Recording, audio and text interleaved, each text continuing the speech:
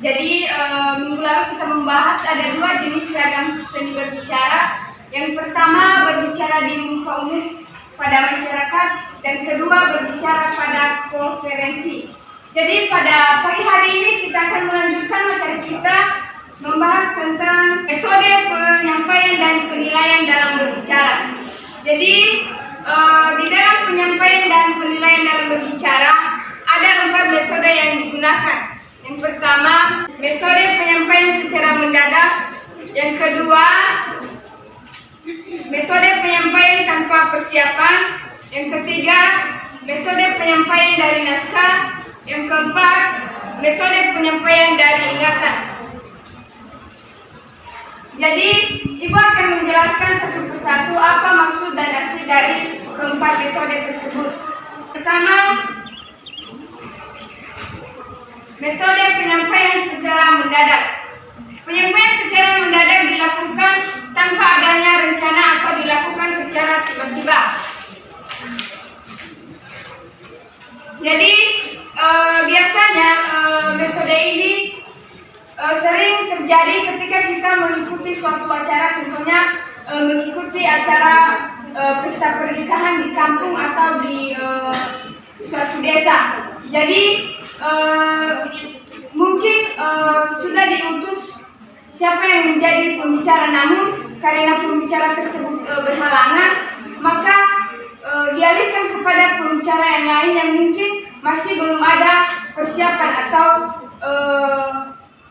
ditunjuk secara tiba-tiba. Jadi dalam metode penyampaian secara tiba-tiba ini atau mendadak memiliki kelebihan dan kekurangan. Kelebihannya yang pertama, kita bebas memilih topik yang ingin kita bicarakan, namun dalam kutip topik itu harus sesuai dengan acara yang sedang kita ikuti.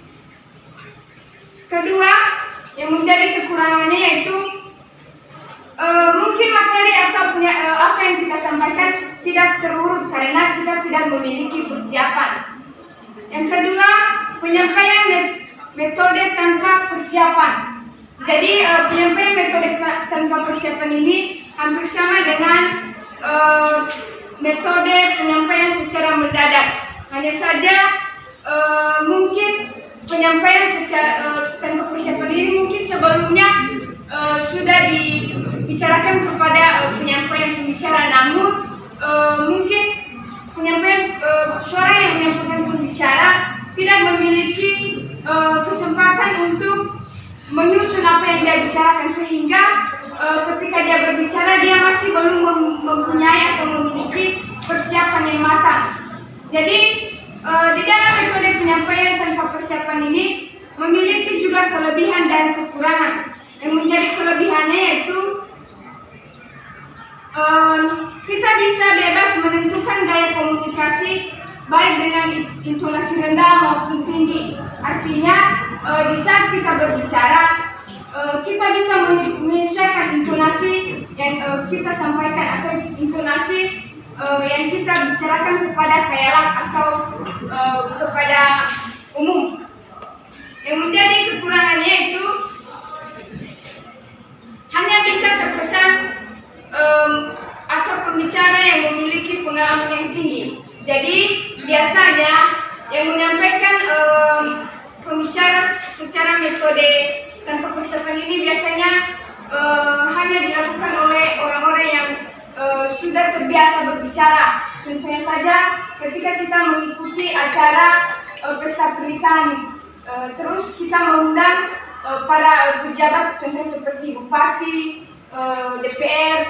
Jadi karena mereka sudah ada di situ, maka kita memilih mereka untuk menyampaikan kata sambutan atau kata-kata lain. Jadi mungkin mereka bisa secara langsung menyampaikan hal tersebut karena mereka sudah terbiasa untuk menyampaikan atau berbicara di depan umum. Yang ketiga, metode penyampaian dari naskah.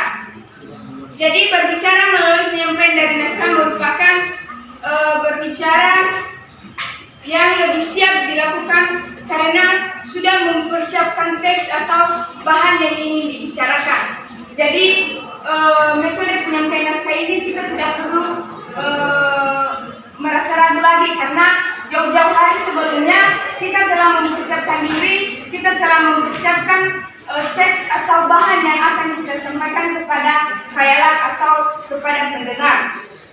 Yang keempat, metode penyampaian dari ingatan. Jadi metode penyampaian dari ingatan adalah metode yang digunakan untuk menyampaikan pembicaraan melalui ingatan saja, atau hal-hal yang kita sampaikan mungkin hanya yang terlintas dalam pikiran kita saja.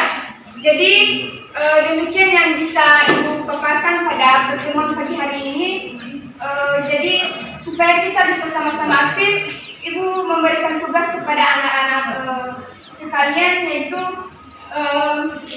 kita akan mencari arti atau maksud dari kekurangan dan kelebihan dalam keempat metode penyampaian dan penilaian berbicara. Jadi tugas ini dikumpulkan minggu depan dan diharapkan kepada anak-anak sekalian semoga bisa mempersiapkan diri, karena ini adalah suatu penilaian bagi Ibu sebelum kita mengadakan UAS.